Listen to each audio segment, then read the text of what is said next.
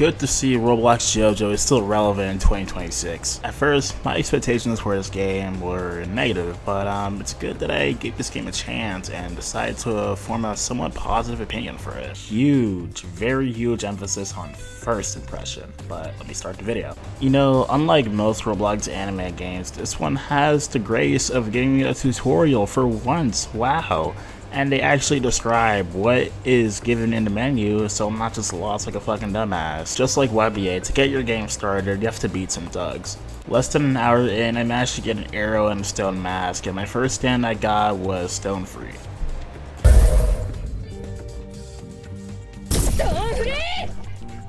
Unlike old YBA, when YBA had worthiness, it would take like at least more than an hour to get shit rolling from what I remember. But not too far in the game, already got a stand, and that's pretty good. In order for your standing abilities, you have to unlock this thing called Stand Conjuration. Every time you like let's say, beat some thugs up right here, get like conjuration points. And for your first ability, you need like 20 conjuration points.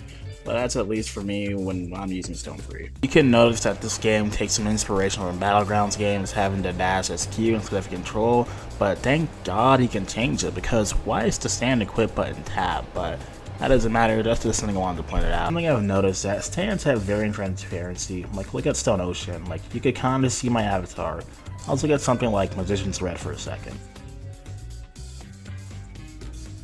Now, most of what you see is just straight fire and can't see shit. Do you want to know the good part about this? You can't toggle this. You have to play with this song. Point this gimmick? I don't know. Cosmetic novelty settings should not be forced, especially if it hinders the gameplay, even if it's just the slightest amount of hindering. It's like Project JoJo, they took inspiration with traits. Like every single trait has a different ability or buff. In the skill menu, you can put strength for the health, power, weapon, destructive power, and energy. You can also pawn in items for cash if you don't feel like grinding. Unlike other Thug and Bandit beaters, the AI is a little smart in this game, where if you just stand still like a dumbass, you're gonna get hit and dash behind. So if you move your character and change guard positioning, you can block them. You can also find chests and random requests if you finish them.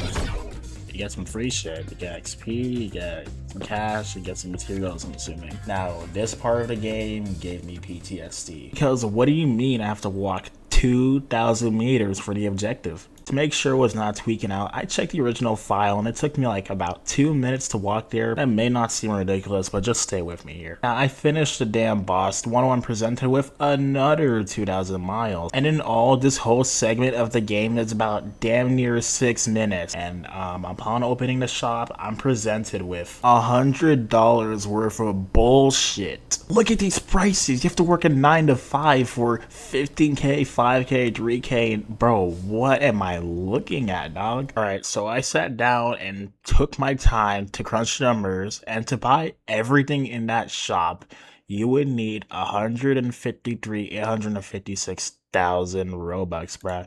Now let's put that in a Robux calculator. Don't give a fuck if it's accurate or not, bro. But at this point, let's see, bro.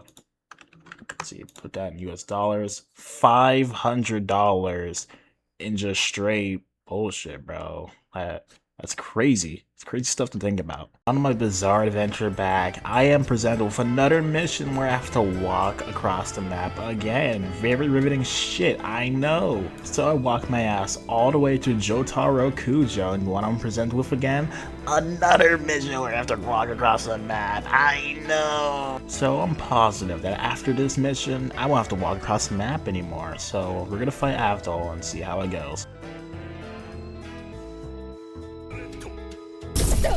Wait a second, so you're telling me I did all of that walking for 8 minutes just to be underpowered for the boss?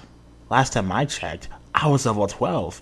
I think it would have been smart if he told me that Avdol would have been level 35 and I would have prepped beforehand, but I look like a fucking dumbass, don't I? So this is the part where I started grinding to level 35. No, I'm ending it here. You know, I feel like I've played this game before. What game was it called though?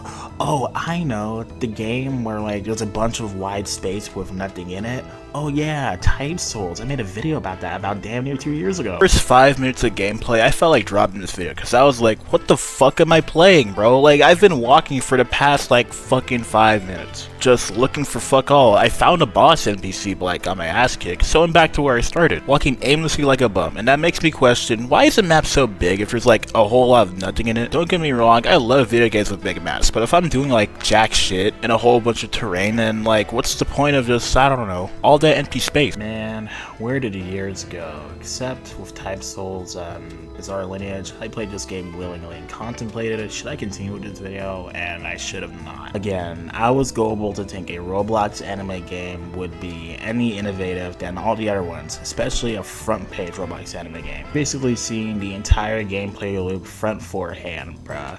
You go to one place, you keep walking to that place, you go back to the next place, and if you're a sucker enough, you'll maybe buy our shit. No, I was a sucker enough thinking the game would be good, but look at me. A Bizarre Lineage is like, you take the customizability from YBA, you take the traits from Project JoJo, you take some skins from AET, you take some skills from Strongest Battlegrounds, and you get whatever clusterfuck this game was. And not gonna lie, that could have worked if they just directed themselves correctly. Like, I saw the potential, but the facade was not strong enough. 3 main issues. This game needs to cut back the map size, remove the filler, remove the goddamn, actually no, price down the freaking microtransactions. Who in their right minds is spending like damn near $500 for a bunch of crap? Not even Uzuki in the prime days of YBA would post some crap like this. Like, at most, Stand Storage was like 1,000 Robux, but nowadays that's like jack shit. My opinion was fun on this game. I would be comparing it to YBA, but I feel like I